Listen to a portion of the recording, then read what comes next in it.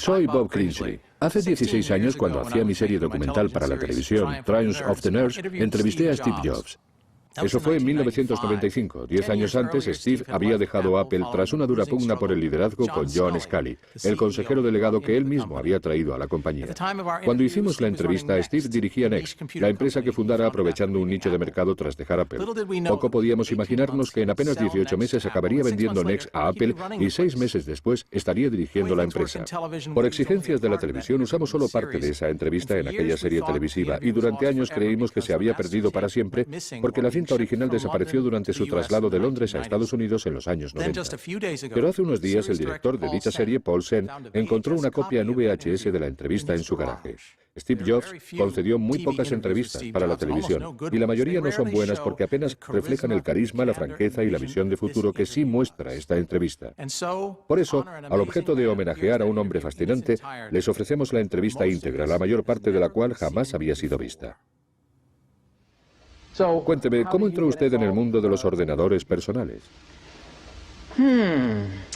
Bueno, me topé con mi primer ordenador a los 10 u 11 años.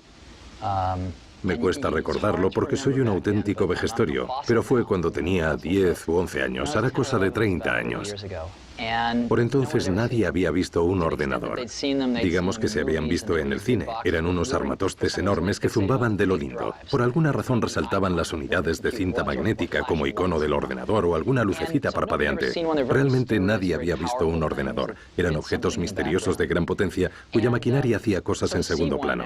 Así pues, ver un ordenador y usarlo era todo un privilegio por entonces. Y yo pude acceder a la NASA, al Ames Research Center, aquí en California, y usar un terminal de uso compartido, por lo que en realidad no veía el ordenador sino el terminal compartido. Insisto, por aquella época cuesta recordar lo primitivos que eran. No existían los ordenadores con pantalla gráfica para vídeo, se trataba literalmente de una impresora, de un teletipo con un teclado donde uno introducía los comandos y había que esperar un rato hasta que la máquina hacía y te decía lo que fuera. Pero pese a ello, seguía resultando extraordinario, sobre todo para un niño de 10 años, que pudieras crear un programa, por ejemplo, con BASIC o Fortran, y que el aparato, digamos, que tomara tu idea y la ejecutara de alguna manera, consiguiendo resultados. Y si encima eran los resultados que preveías y tu programa funcionaba, era una experiencia increíblemente emocionante. Así que me fue fascinando el mundo de la informática. Si bien el ordenador para mí seguía entrañando cierto misterio, porque estaba al otro extremo de un cable y en realidad nunca había visto el ordenador en sí, aunque luego me enseñaron muchos ordenadores y pude ver sus entresijos. Más adelante formé parte de un grupo en Hewlett Packard. Cuando tenía 12 años, llamé a Bill Hewlett, que vivía en las instalaciones de Hewlett Packard por entonces. Este dato delata mi edad, pero entonces los números aparecían en el listín telefónico, con lo que me bastó con buscar su nombre. Él respondió al teléfono y le dije: hola, me llamo Steve Jobs. Usted no me conoce, pero tengo 12 años y estoy montando un contador de frecuencias y me gustaría que me diera algunos componentes que le sobren. Estuvo hablando conmigo durante unos 20 minutos, es algo que no olvidaré en la vida. Me dio los componentes, pero también un empleo en Hewlett Packard para ese verano. Yo tenía 12 años y aquello me influyó de una manera decisiva. Hewlett Packard era la única empresa que yo había visto a aquella edad y forjó mi idea de cómo era una empresa y lo bien que trataba a sus empleados. Por entonces no se sabía lo del colesterol y solían sacarnos un carrito enorme con donuts y café a las 10 cada mañana. Todo el mundo hacía un descanso para el café con donuts. Por estos pequeños detalles se hacía evidente que la empresa era consciente de que su verdadero valor residía en sus empleados. En fin, una cosa llevó a la otra durante mi estancia en Hewlett Packard y empecé a visitar sus laboratorios de investigación en Palo Alto todos los martes por la noche con un reducido grupo de gente para reunirme con algunos investigadores y demás. Ahí fue cuando vi el primer ordenador de sobremesa jamás creado, el Hewlett Packard 9100. Era del tamaño de un maletín, pero ya tenía un pequeño monitor de tubo de rayos catódicos y era totalmente autónomo. No llevaba ningún cable escondido. Y me enamoré de él. Además, se podía programar en BASIC y en APL. En fin, me pasaba las horas en Hewlett Packard trasteando con el ordenador y creando programas. Esos fueron mis comienzos.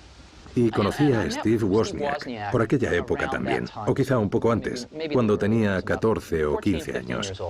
Y congeniamos de inmediato.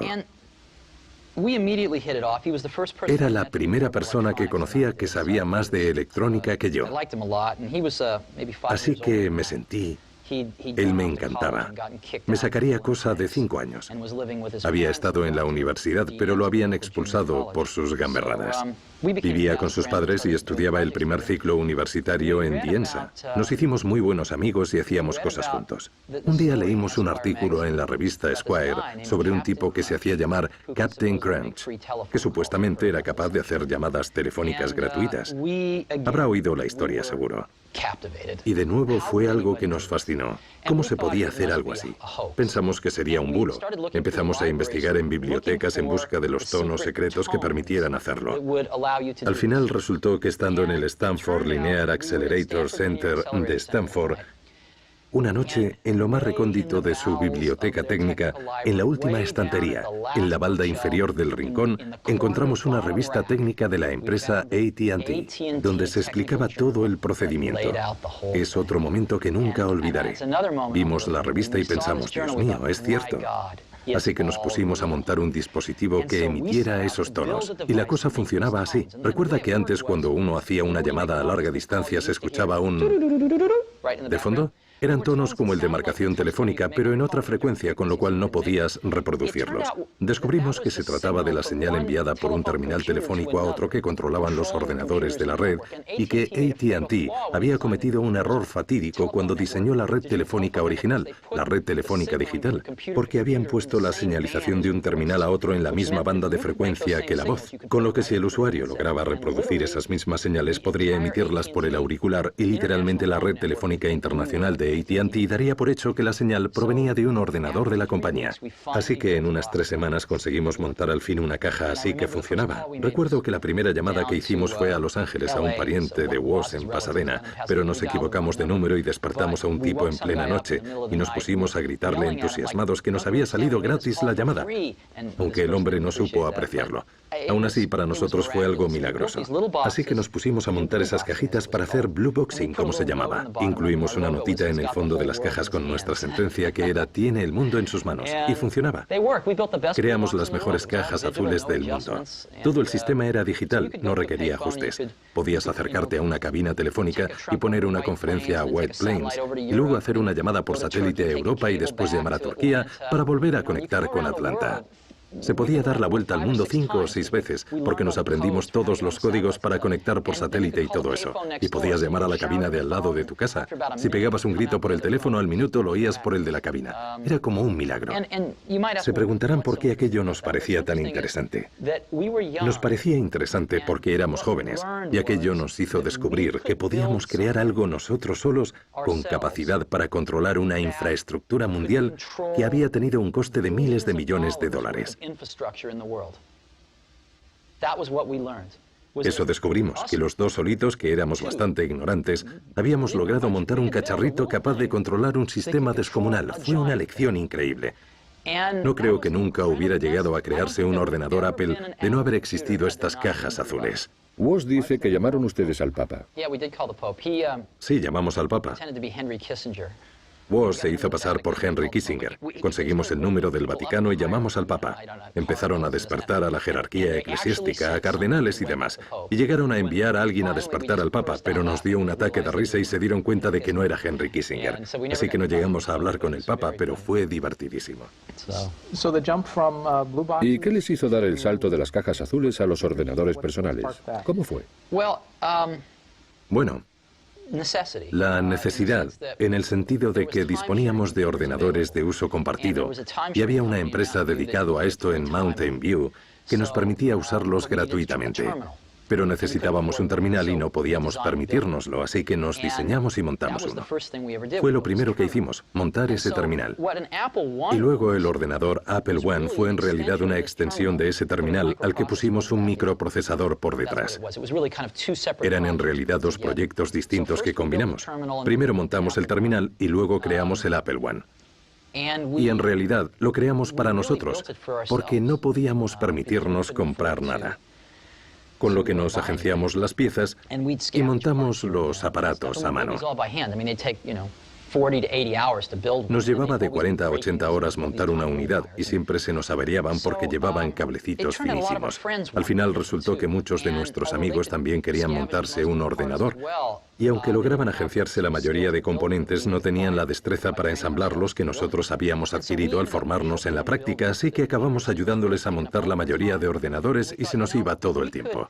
Así que se nos ocurrió crear lo que se llama un tablero de circuito impreso, una pieza de fibra de vidrio con cobre a ambos lados por donde discurren los cables para así montar el ordenador. Así podrían montarse ordenadores Apple I en unas pocas horas en vez de 40. Si tuviéramos un tablero así, podríamos vendérselos a nuestros amigos por el precio que nos costaba montarlo y así recuperar el dinero. Todo el mundo estaría contento y podríamos volver a disponer de nuestro tiempo.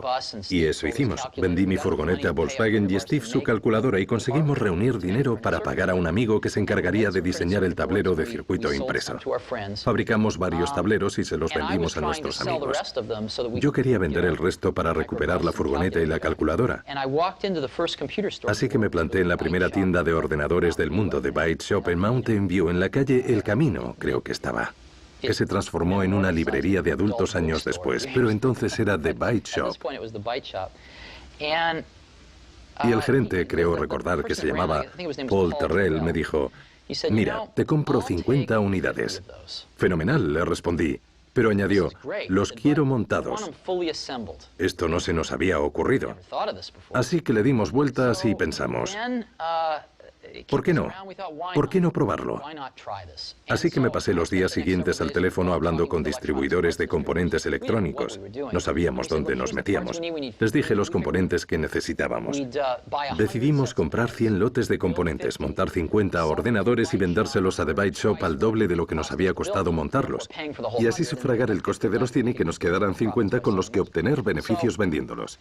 Así que convencimos a los distribuidores de que nos suministraran los componentes a crédito a 30 días sin saber lo que suponía. Nos dijeron: firmad aquí. Teníamos pues 30 días para pagarles.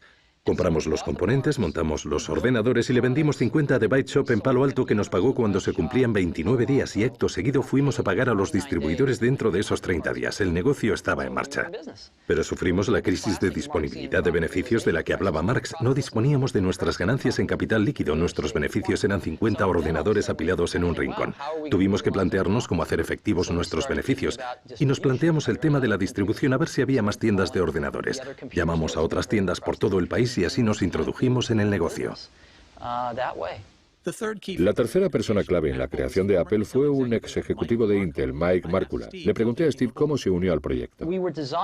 Estábamos diseñando el Apple II, para el que nos habíamos marcado unas metas mucho más ambiciosas. Woz, por su parte, quería añadir gráficos en color. Yo, por la mía, tenía muy claro que aunque había algunos aficionados al hardware capaces de montar sus propios ordenadores, o al menos de agregarle a nuestro tablero los transformadores para conectar el aparato a la corriente, la carcasa, el teclado, etc., y de conseguir los demás componentes, por cada uno de esos aficionados debía haber 1 millar de personas incapaces de hacer tal cosa, pero deseosas de meterse a trastear con programas, fans de la programación, tal y como yo lo había sido cuando tenía 10 años y descubrí aquel ordenador. Con lo que mi meta soñada con el Apple II era vender el primer ordenador personal real totalmente acabado, listo para usarse por cualquiera sin necesidad de entender de hardware. Y así, combinando ambas metas, concebimos el producto. Encontré a un diseñador y concebimos el acabado y demás. Queríamos fabricarlo todo en plástico.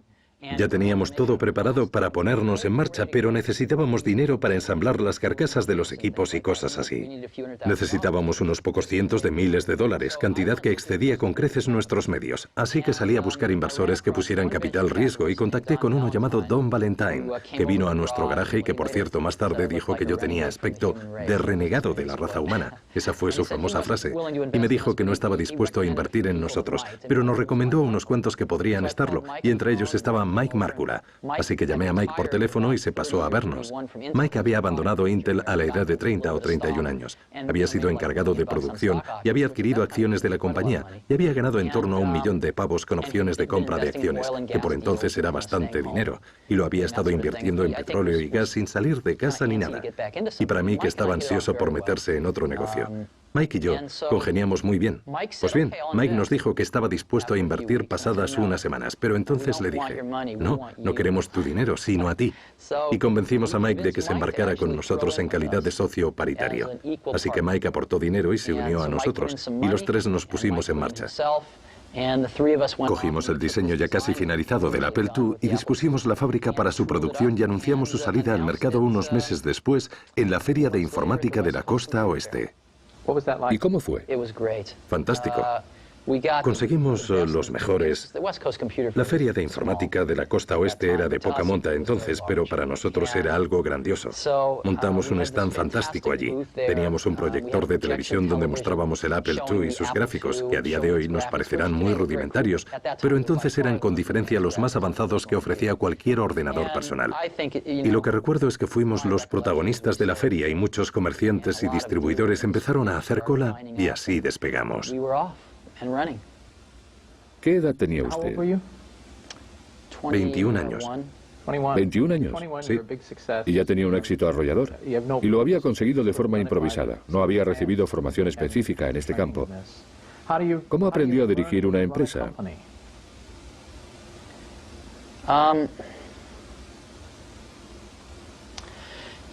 ¿Sabe?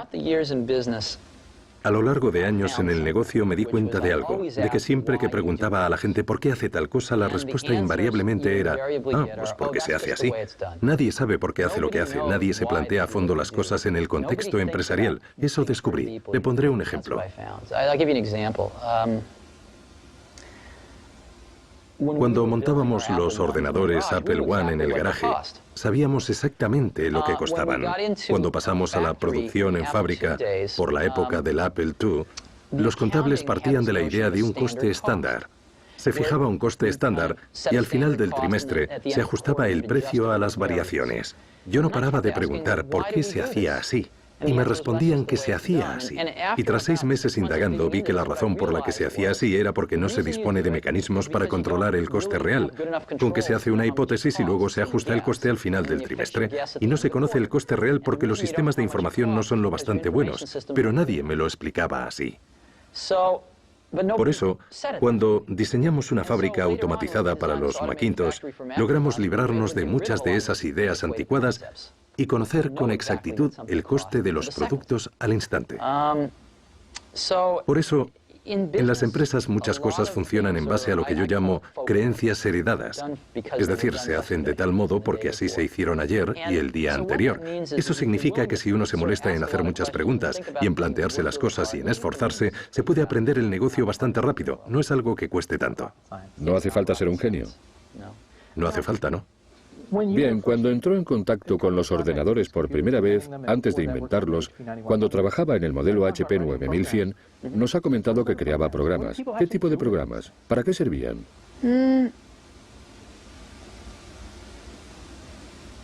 Verá, lo que hacíamos con ellos. Mejor le pondré un ejemplo sencillo. Cuando estábamos diseñando nuestra caja azul, creamos un montón de programas ad hoc para ayudarnos a diseñarla. Programas que nos hacían gran parte del trabajo sucio, como calcular las frecuencias maestras con subdivisores para obtener otras frecuencias y cosas así. Nos valimos bastante del ordenador para calcular el margen de error que podíamos obtener en las frecuencias y cuánto podía tolerarse. Así que los usábamos en el trabajo, pero lo más importante es que no se trataba de usarlos para asuntos prácticos, sino de utilizarlos y que fueran un reflejo del proceso mental para que nos enseñaran a pensar. Lo más valioso de aprender. Creo que todo el mundo en este país debería aprender a programar ordenadores. Debería aprender un lenguaje de programación porque te enseña a pensar. Es como ir a la facultad de Derecho. No creo que cualquiera deba ser abogado. Pero estudiar Derecho nos resultaría útil a todos porque te enseña a pensar de cierta manera. Lo mismo que programar ordenadores te enseña a pensar de otro modo. Así que yo veo la informática como un arte liberal. Debería ser algo que aprendiera todo el mundo, al que dedicaran un año de su vida, que una asignatura fuera aprender a programar. Ya, pero yo aprendí APL y es una de las razones por las que voy por la vida dando tumbos. Ya, pero si echa la vista atrás, ¿lo considera o no una experiencia enriquecedora que le enseñó a pensar de un modo distinto? Pues no pienso eso especialmente. Vale. Otros lenguajes quizá más, pero empecé con el APL. Como decíamos, obviamente, el Apple II tuvo un éxito tremendo. Sí. Tuvo un éxito increíble. Y la empresa subió como la espuma y finalmente salió a bolsa y ustedes se hicieron muy ricos. ¿Qué siente uno al hacerse rico? Es muy interesante. Pagaban por mí algo más de $1 millón cuando tenía 23 años, más de 10 millones cuando tenía 24 y más de 100 millones cuando tenía 25. Y no le di mayor importancia, porque nunca me dediqué a esto por dinero.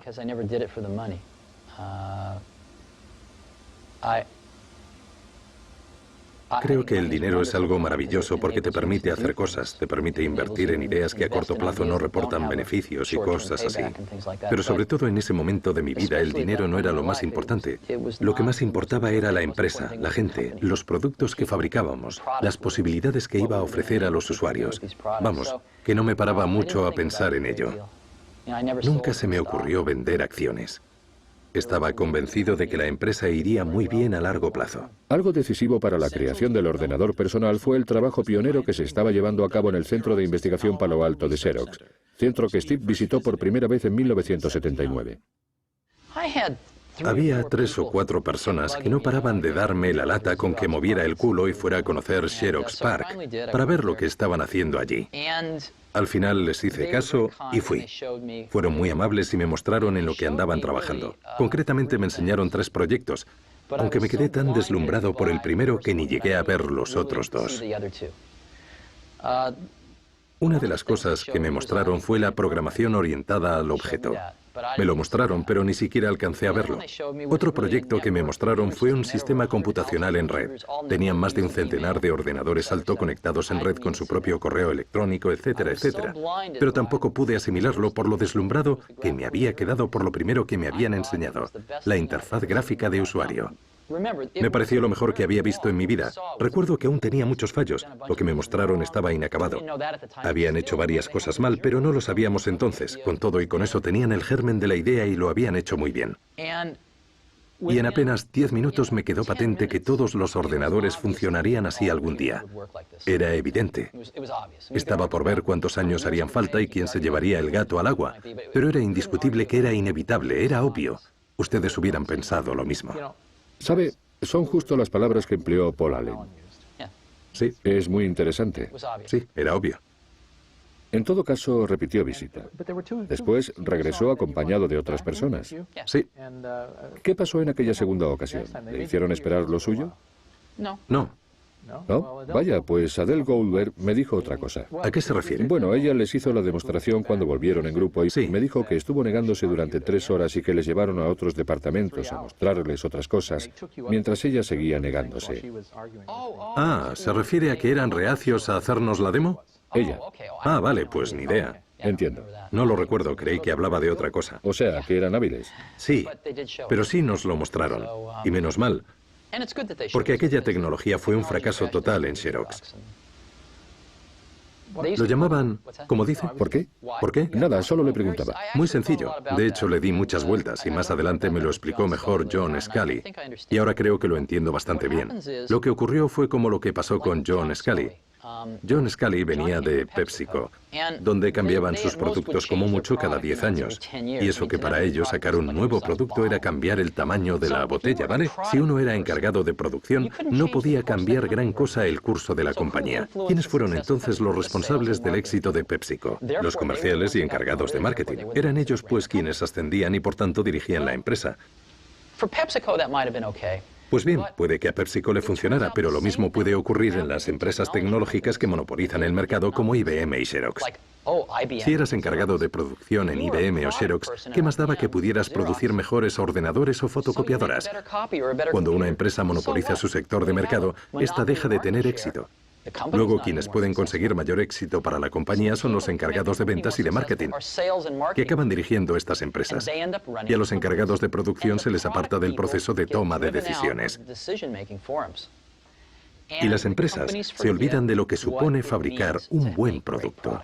La gente con sensibilidad e ingenio para crear los productos de calidad que hicieron que la empresa monopolizara el mercado queda anulada por quienes dirigen la empresa, que no saben distinguir entre un buen y un mal producto. Gente que no tiene ni idea del dominio del oficio que requiere tomar una buena idea y convertirla en un buen producto, y a quienes no suele moverle un interés genuino de ayudar a los consumidores. Así ocurrió en Xerox. Los del parque solían llamar a los directivos cabezas de tóner. Venían al centro de investigación y no tenían ni idea de lo que les enseñaban. Para que los espectadores lo entiendan, ¿qué es el tóner? Pues el tóner es lo que se pone en las fotocopiadoras. Ya sabe, el tóner que se añade en fotocopiadoras industriales. El polvillo negro. Ese polvillo negro, sí. Los directivos no veían más allá de la función de fotocopiadora. Digamos, no tenían la más remota idea de las posibilidades de un ordenador, así que fracasaron aún teniendo todas las papeletas para triunfar en el sector informático. Xerox podría haber dominado el mercado informático hoy día, podría haber multiplicado por 10 su tamaño, podría haber sido una IBM, podría haber sido la IBM de los 90, podría haber sido el Microsoft de los 90. Pero en fin, es agua pasada, ya da igual. Desde luego. Ha mencionado a IBM. Cuando IBM se introdujo en el mercado, ¿eso intimidó a Apple? Desde luego. Es decir, por un lado estaba Apple, una empresa valorada en $1.000 millones, y por otro IBM, por entonces valorada en unos $30.000 millones, que se disponía a introducirse en el mercado. Claro que nos asustó, no era para menos. Aunque cometimos un error garrafal. El primer producto que sacó IBM era malo, realmente pésimo, y nosotros cometimos el error de no darnos cuenta de que había mucha gente interesada en ayudar a IBM a mejorar su producto. Por eso, si hubiera dependido exclusivamente de IBM, habrían fracasado. Pero IBM partía de un planteamiento muy acertado, contar con mucha otra gente con intereses creados en su éxito, y eso le salvó al final. Usted volvió de su visita al Xerox PARC con una idea. ¿Cómo la puso en práctica? Pues reuní a nuestros mejores empleados y les puse a trabajar en ello. El problema era que habíamos contratado a un grupo de gente de Hewlett Packard y no acababan de entender la idea. Recuerdo tener unas discusiones tremendas con algunos que pensaban que lo más chulo de la interfaz de usuario era que tuviera teclas programables en la parte inferior de la pantalla. No concebían lo que era una fuente de espaciado proporcional o un ratón. De hecho, recuerdo una discusión. Me gritaban que nos llevaría 5 años diseñar un ratón y que cada uno nos costaría $300. Al final me harté, salí y di con la empresa David Kelly Design. Les pedí que me diseñaran un ratón y en 90 días teníamos un ratón cuya producción nos salía por 15 pavos y de una fiabilidad increíble. Me di cuenta de que, en cierto modo, Apple no contaba con gente capacitada para entender la idea que me proponía en muchos sentidos. Un grupo reducido sí la captaba, pero el equipo en general, en su mayoría procedente de Hewlett Packard, no tenía la más remota idea. Ahí entra en juego el problema de la profesionalidad, que tiene su lado bueno y su lado malo, ¿no? Pues no, no es que tenga un lado bueno o malo, es que la gente se confunde. Las empresas se confunden. Cuando empiezan a crecer, lo que quieren es repetir su éxito inicial. Muchas piensan, bien, hay una fórmula mágica en la manera en que hemos logrado el éxito, e intentan institucionalizar ese modo de proceder en todos los ámbitos de la empresa. Y muy pronto la gente empieza a no distinguir el proceso de producción del producto final. Y eso supuso a la larga la perdición para IBM. IBM cuenta con los mejores fabricantes del mundo. Pero olvidaron pensar en el producto final. Y también es un poco lo que pasó en Apple. Teníamos a mucha gente estupenda gestionando la fabricación, pero no sabían nada del producto que fabricaban. Y a lo largo de mi carrera profesional he ido descubriendo que los mejores profesionales son los que de verdad entienden la esencia del producto. Y es una lata dirigirlos, pero uno hace de tripas corazón porque son buenísimos con el producto final. Así se obtienen buenos productos, no importa cómo se fabriquen, sino su contenido. Sufrimos en cierta medida ese problema en Apple. Y ese mismo problema nos llevó a diseñar el ordenador Lisa, que tuvo sus momentos. En cierto modo era un ordenador muy adelantado a su tiempo, pero no se comprendió bien el contenido fundamental del producto. Apple se alejó demasiado de sus orígenes. Para los empleados procedentes de Hewlett Packard, $10.000 les parecía barato. Para nuestro mercado, para nuestros canales de distribución, $10.000 era un precio imposible. Así que fabricamos un producto que no encajaba con la filosofía de nuestra empresa, nuestra imagen, nuestros canales de distribución ni nuestra clientela. No podían permitirse un producto semejante y fue un fracaso. John Couch y usted se enfrentaron por el liderazgo de la empresa. Totalmente, y perdí. Así es. ¿Qué provocó ese enfrentamiento? Yo creía que la producción de los ordenadores Lisa iba a acarrearnos serios problemas. Opinaba que iba por muy mal camino, como acabo de explicar. Pero no logré convencer a suficientes altos cargos de Apple de que ese era el caso. Y dirigíamos la empresa en equipo por lo general. Así que fracasé en mi intento. Y estuve obsesionado con el tema durante unos meses, pero no mucho después me dio por pensar que si no hacíamos algo al respecto, el Apple II estaba perdiendo fuelle. Y necesitábamos hacer algo rápidamente con esa tecnología, o Apple podría dejar de existir como la empresa que era. Así que formé un pequeño equipo al que encomendé el Macintosh. Y nos embarcamos en una misión divina para salvar a Apple. A nadie más se lo parecía, pero al final teníamos razón. Y conforme fuimos desarrollando el Mac, me fue quedando claro que era una forma de reinventar Apple. Lo reinventamos todo. Reinventamos la forma de fabricar los ordenadores. Visité unas 80 fábricas automatizadas en Japón y montamos la primera fábrica automatizada de ordenadores del mundo aquí, en California. Adoptamos el microprocesador 68000 del Lisa. Negociamos un precio 5 veces menor de como Lisa iba a pagarlo porque íbamos a producir un volumen muy superior. Y empezamos a diseñar el producto pensando en venderlo por $1000, pero no pudimos. Lo llamamos Macintosh. Podríamos haberlo vendido a $2000, pero lo sacamos a 2500. Dedicamos 4 años de nuestra vida exclusivamente a eso, a fabricar el producto y a montar la fábrica automatizada, es decir, la maquinaria para fabricar las máquinas. Montamos un sistema de distribución totalmente nuevo, adoptamos una estrategia de marketing totalmente novedosa y creo que dio muy buenos resultados. Bien, usted fue quien motivó al equipo. Tuvo que guiarles. Tuvimos que reunir al equipo. Sí, tuvo que reunir al equipo, motivarlo, guiarlo, lidiar con él. Hemos entrevistado a muchas personas del equipo que creó el Macintosh. ¿Sí? Y todos atribuyen su éxito al entusiasmo que usted le puso, a su visión de futuro. ¿Qué prioridades estableció? ¿Qué considera importante a la hora de crear un producto?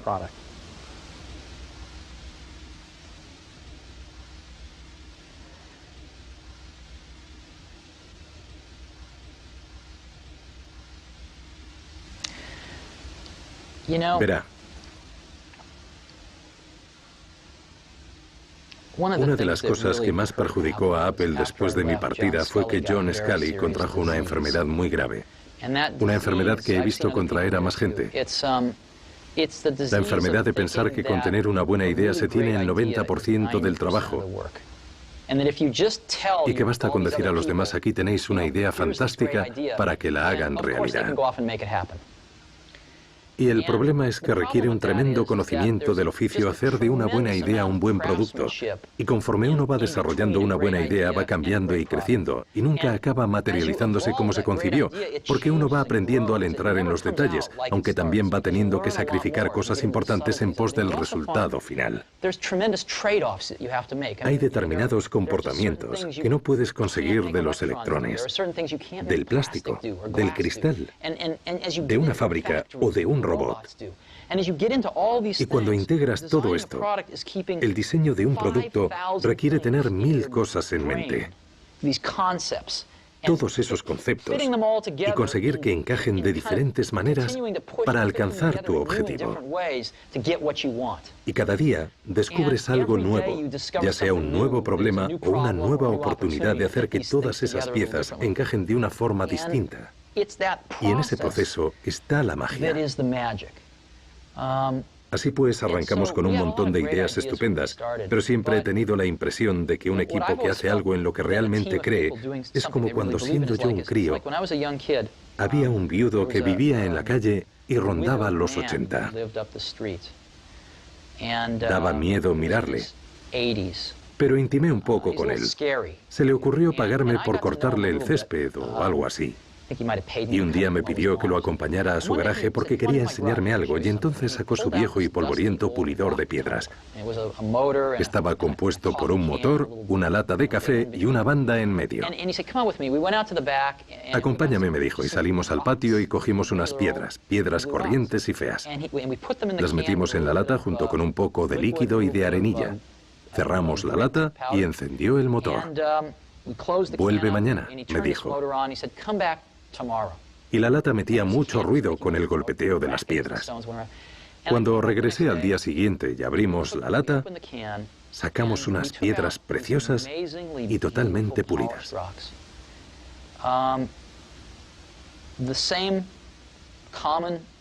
Las mismas piedras comunes que habíamos metido, al friccionar entre sí, y tras tanto ruido, salieron como preciosas piedras pulidas. Y siempre lo he tenido en mente, como mi metáfora sobre un equipo que trabaja duro en algo que les apasiona.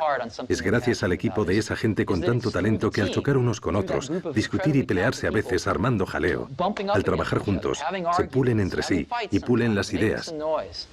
Y como resultado, se obtienen estas piedras tan bonitas. Así que es difícil de explicar, y desde luego no es fruto del trabajo de una sola persona. O sea, a la gente le gustan los símbolos, y yo soy un símbolo de ciertas cosas. Pero desde luego el Mac fue un trabajo en equipo. Ahora bien, he observado algo desde los inicios de Apple que entonces no sabía cómo explicar, pero le he dado muchas vueltas desde entonces. Para la mayoría de las cosas, el rango dinámico entre la media y lo mejor es como mucho de 2 a 1. Si vas a Nueva York y das con un taxista medio frente al mejor taxista que conozcas, es probable que con el mejor taxista llegues a tu destino cosa de un 30% más rápido. En un coche, ¿qué diferencia hay entre uno en la media y el mejor? Tal vez del 20%. Entre el mejor reproductor de CDs y uno medio, no lo sé, un 20%. Así que 2 a 1 es un estupendo rango dinámico para la mayoría de parcelas de la vida. Con software, y lo mismo pasaba con el hardware, la diferencia entre la media y lo mejor es de 50 a 1 o puede que de 100 a 1. ¿Sí? ¿Vale? Esto pasa con muy pocas cosas, pero he tenido la gran suerte de dedicarme a cosas de este calibre. Así que he construido gran parte de mi éxito a base de dar con esta gente verdaderamente talentosa y no conformándome con jugadores de segunda y tercera, sino apostando por los jugadores de primera. Y he descubierto algo. Cuando consigues reunir a suficientes jugadores de primera, cuando te esfuerzas por encontrar a 5 jugadores así, les encanta trabajar juntos porque nunca antes habían tenido la oportunidad y no desean trabajar con jugadores de segunda o tercera. Asumen la política como propia y solo quieren contratar a jugadores de primera. Les llenas los bolsillos y se va propagando. Así era el equipo del Mac, todos ellos jugadores de primera. Y eran gente con un talento extraordinario. Pero son también personas que ahora dicen que ya no tienen la energía suficiente para trabajar para usted. Así es. Si habla con mucha de la gente del equipo del Mac, le dirán que fue donde más se dejaron la piel. Algunos le contarán que fue la época más feliz de su vida. Pero todos coincidirán en que fue una de las experiencias más intensas y queridas de sus vidas. Sí, eso dijeron. Pues bien. Hay cosas que no son sostenibles para algunas personas. ¿Qué significa cuando le dice a alguien que su trabajo es una mierda? Normalmente significa que su trabajo es una mierda. A veces significa que yo creo que su trabajo es una mierda, pero me equivoco. Pero por lo general, quiere decir que su trabajo está lejos de tener suficiente calidad. Conozco una cita estupenda de Bill Atkinson que dice que cuando usted dice que el trabajo de alguien es una mierda, lo que de verdad significa es no lo entiendo, la verdad. ¿Podrías explicármelo? No, normalmente no me refiero a eso. Cuando uno da con gente verdaderamente buena, ellos lo saben. Y no tienes que subirle el ego a nadie. Y lo que importa es el trabajo. Y eso lo sabe todo el mundo. Así que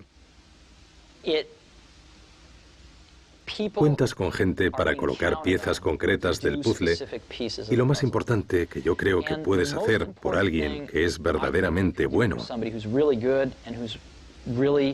y con quien vas a contar es hacerle ver cuando su trabajo no está a la altura. Y hacerlo de una forma muy clara, indicándole el porqué para que lo subsane.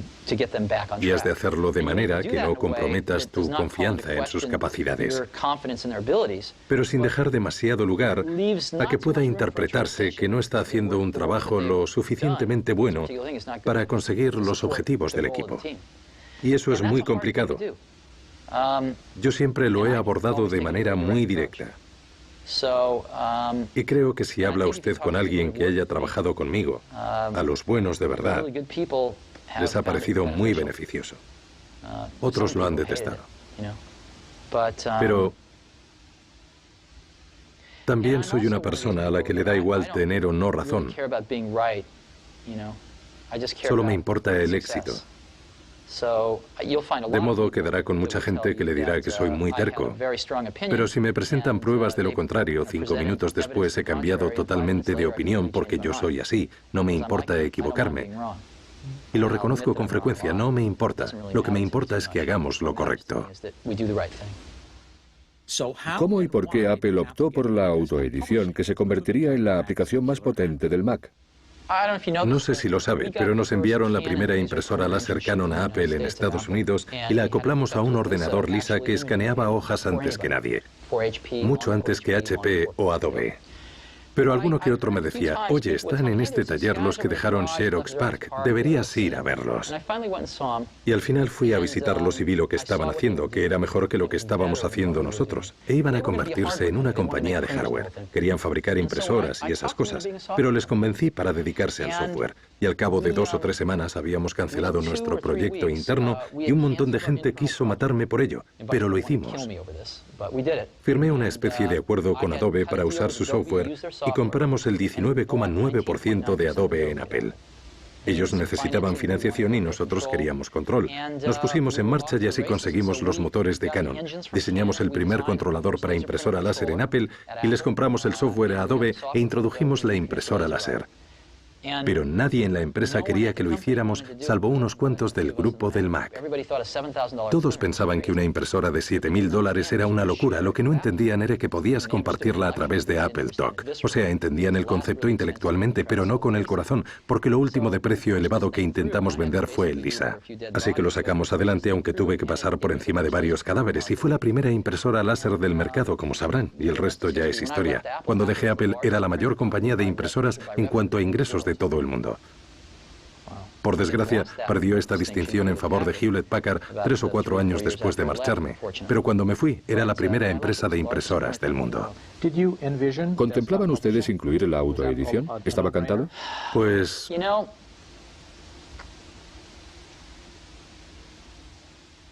sí. Pero también consideramos en serio el entorno de red, de modo que en enero de 1995, con ocasión de nuestra junta anual en la que introdujimos nuestros nuevos productos, posiblemente cometí el mayor error de marketing de toda mi carrera. En 1985. 1985, perdón. Es posible que cometiera mi mayor metedura de pata en marketing de toda mi carrera al anunciar Macintosh Office, en vez de la autoedición sin más. Contábamos con la autoedición como elemento principal, pero anunciamos también muchas cosas más. Y creo que en aquel momento debimos centrarnos en la publicación de escritorio. Tras serios desacuerdos con el consejero delegado de Apple, John Sculley, Steve dejó la compañía en 1985.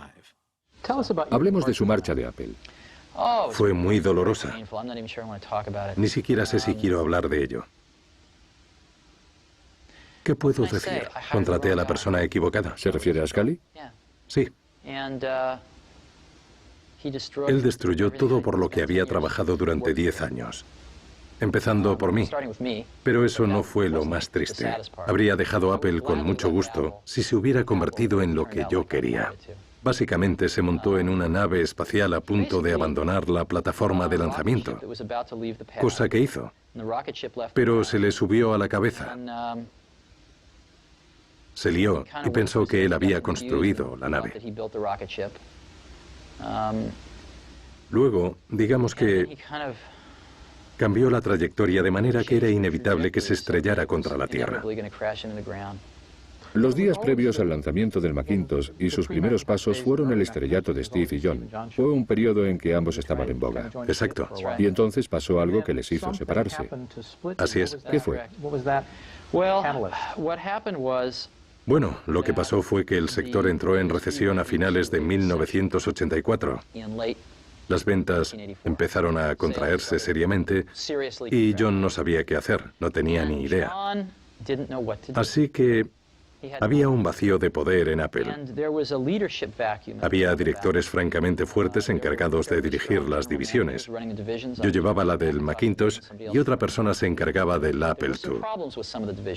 Había problemas con algunos departamentos. Había un encargado de almacenamiento que era para echarle de comer aparte y un par de cosas que debían cambiarse, pero todos esos problemas actuaron como una olla a presión debido a la contracción del mercado. Y carecíamos de líder. Con lo que John no tenía muy contenta a la Junta y seguramente no duraría mucho en la compañía.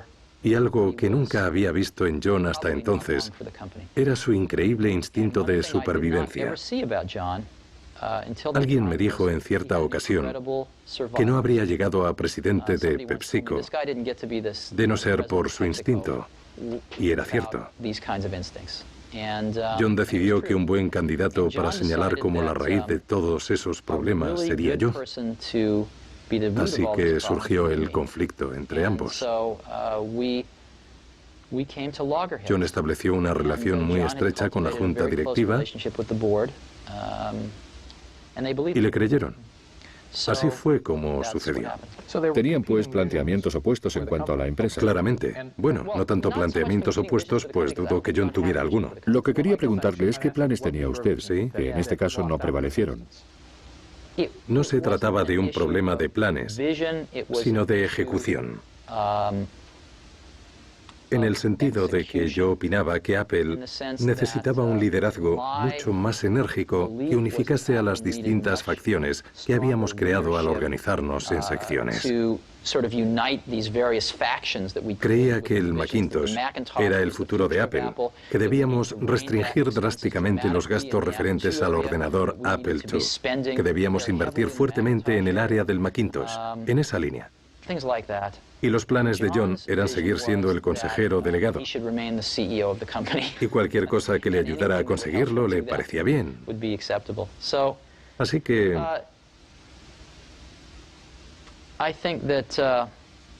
en mi opinión, Apple estaba paralizada a principios de 1985.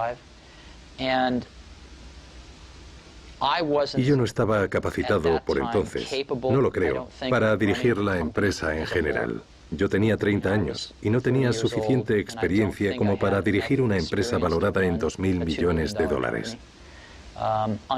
Y lamentablemente John tampoco. Pero en fin, se me comunicó de una manera inequívoca que no había trabajo para mí allí. Aquello fue muy trágico. Como desterrarle a Siberia. Sí, habría sido mucho más inteligente que Apple me hubiera dejado trabajar en el siguiente proyecto. Me ofrecí voluntario, les propuse montar una unidad de investigación. Les dije, dadme unos cuantos millones de pavos al año y contrataré a gente estupenda e inventaremos la próxima genialidad. Pero me respondieron que no era posible. Vaya. Así que me quitaron mi despacho. Bueno, me voy a emocionar si seguimos hablando de esto. Pero en fin, eso es lo de menos. Yo solo soy uno más en la empresa, así que eso no es lo importante. Lo importante fue que en los siguientes años, los valores de Apple serían sistemáticamente destruidos. Seguidamente pregunté a Steve qué pensaba sobre la situación de Apple. Recuerden que esto se grabó en 1995, un año antes de que Steve se reincorporara a Apple. Recuerden también que cuando Apple adquirió NeXT, un año después de esta entrevista, Steve vendió de inmediato las acciones de Apple que había recibido como parte del acuerdo de venta. Apple está agonizando. Sufre la agonía de una muerte dolorosa. Va camino de su extinción. Y ello se debe a que cuando salí de Apple, llevábamos una ventaja de 10 años a las demás empresas del sector. El Macintosh iba 10 años por delante. Vimos como a Microsoft le costó 10 años ponerse al día. Y la razón por la que pudieron ponerse al mismo nivel fue que Apple no avanzó. El Macintosh que se vende hoy es un 25% distinto a como cuando yo me fui. Se han gastado cientos de millones de dólares en I+D. Probablemente un total de 5.000 millones de dólares en I+D. ¿Y qué han logrado? No lo sé. Pero fue... Lo que ocurrió fue que de algún modo las iniciativas para hacer avanzar a la empresa y crear nuevos productos se desvanecieron. Y creo que muchos buenos profesionales aguantaron allí un tiempo, pero no tenían ocasión de unirse para promoverlas porque no había liderazgo. Por eso lo que ha pasado con Apple ha sido que se ha quedado atrás en muchos aspectos, sin duda en cuota de mercado, y lo que es más importante, su distinción se ha visto mermada por Microsoft. De modo que ahora lo que tienen es una base asentada que no crece, sino que disminuye lentamente, aunque aún les proveerá de buenos ingresos durante varios años, si bien van cuesta abajo irremediablemente. Es una lástima y no creo que la tendencia sea reversible a estas alturas. Tampoco yo.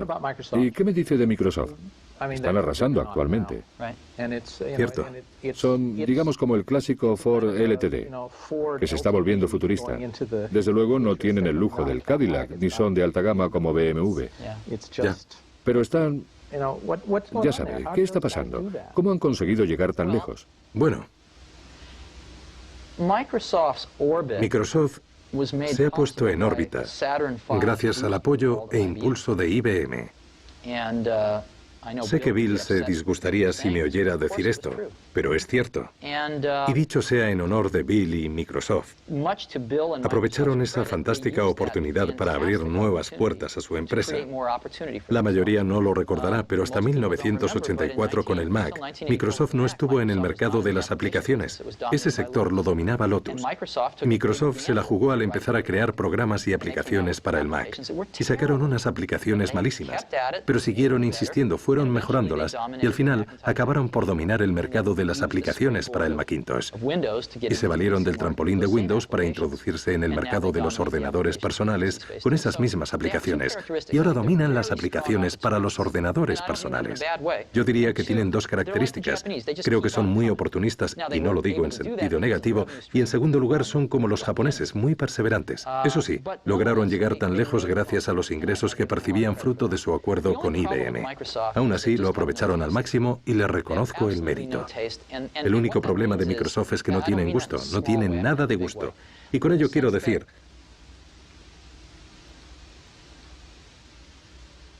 no me refiero a los detalles, sino en un sentido más amplio, en el sentido de que no buscan ideas originales ni enriquecen culturalmente sus productos. Se preguntarán por qué es importante.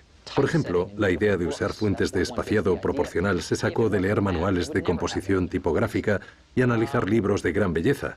De ahí se sacan las ideas. De no haber sido por el Mac, Microsoft nunca habría ofrecido estas características en sus productos. Por eso supongo que me entristece, no el éxito de Microsoft. Eso no me supone ningún problema, se lo han ganado en general. Lo que me supone un problema es que se limitan a fabricar productos de tercera categoría.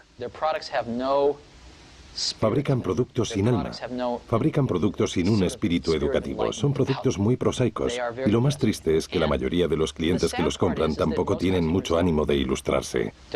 Pero la única forma de hacer progresar a nuestra especie es tomar los mejores productos y hacerlos llegar a todo el mundo, para que todos nos eduquemos con los mejores productos que existan y que empecemos a entender la sutil diferencia que supone usar los mejores productos. Y en ese sentido, Microsoft es como el McDonald's. Y eso es lo que me entristece, no que Microsoft haya salido triunfante, sino que sus productos no hagan alarde de más perspicacia y creatividad. ¿Y qué hace usted en ese sentido? Hablemos de Next. No estoy haciendo nada. Bien. Porque Next es una empresa demasiado pequeña para poder hacer nada al respecto. Me limito a observar. Realmente no hay nada que podamos hacer. A continuación hablamos de NeXT, la empresa que Steve dirigía en 1995 y que pronto adquiriría Apple. El software de NeXT acabaría siendo el corazón del Mac, es decir, su sistema operativo que se denominó Mac OS X. No querrá que le hable de NeXT, ¿verdad? Sí, quiero, sí. Vale, está bien. Bueno, lo mejor será, puesto que no tengo mucho tiempo, que le hable de NeXT en la actualidad. Me parece bien. Pues bien, no ha habido...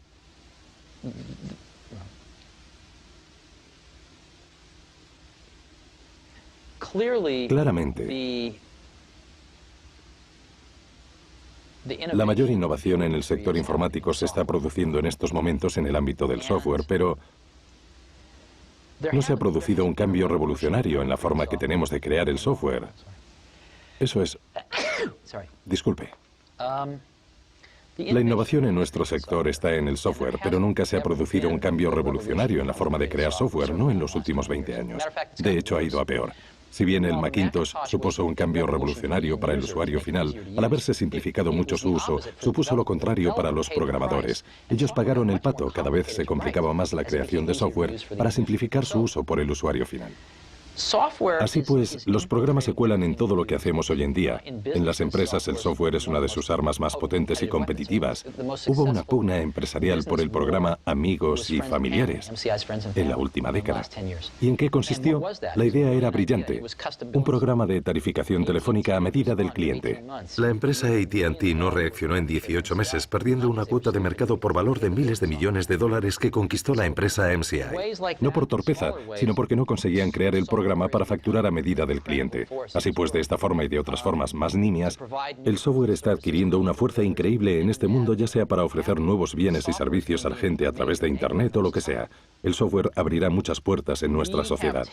Nos hemos apropiado de otra de esas ideas brillantes y originales que me enseñaron en el Xerox PARC en 1979, pero que no acabé de entender bien entonces. O sea, la tecnología de programación orientada a objetos.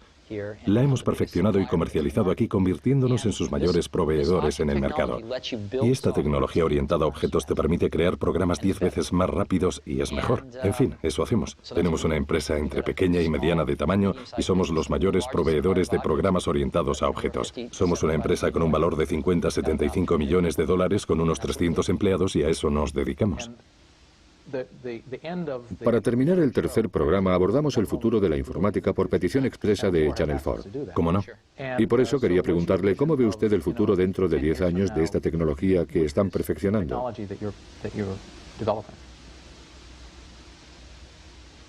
Pues verá, yo creo que Internet y la red se están produciendo dos cosas muy interesantes en el mundo de la programación y de la informática. Por un lado, la programación orientada a objetos y por otro, la red.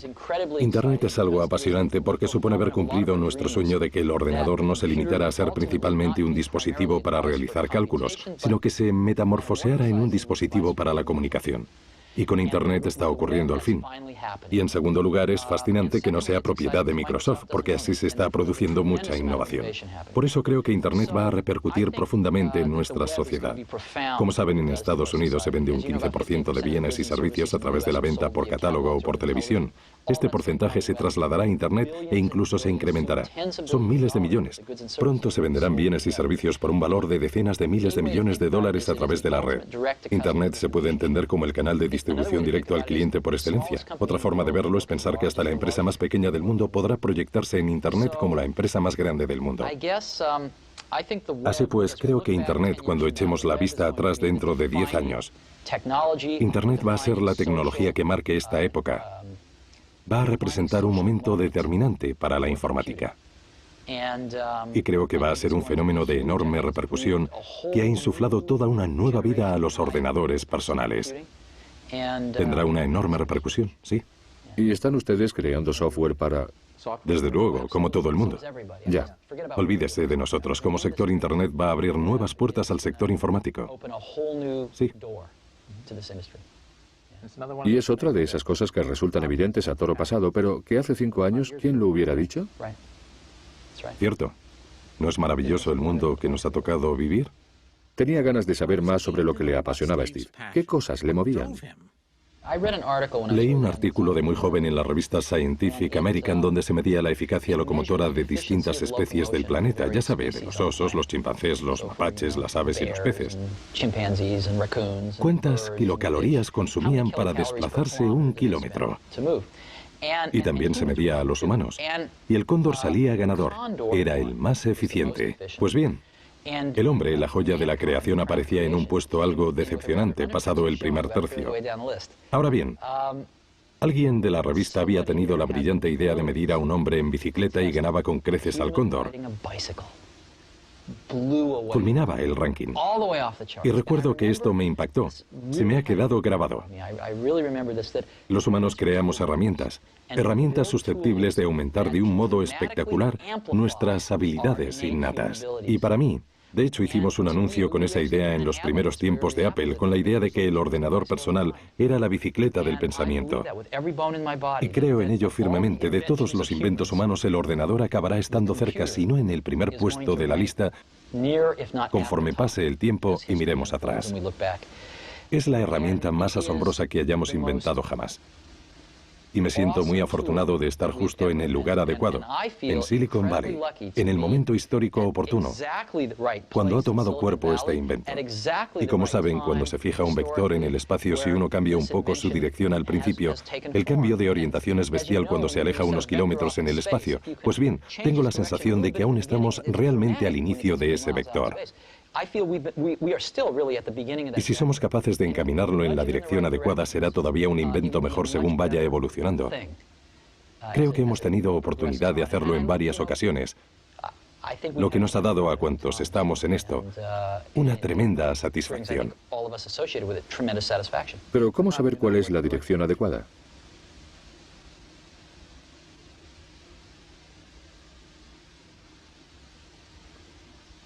Verá, en última instancia, se trata de una cuestión de gusto. Se trata de tener gusto. Se trata de intentar empaparte de las mejores cosas que ha hecho la humanidad y seguidamente tratar de aportarlas a lo que tú haces. Picasso solía decir que los buenos artistas copian, los genios roban.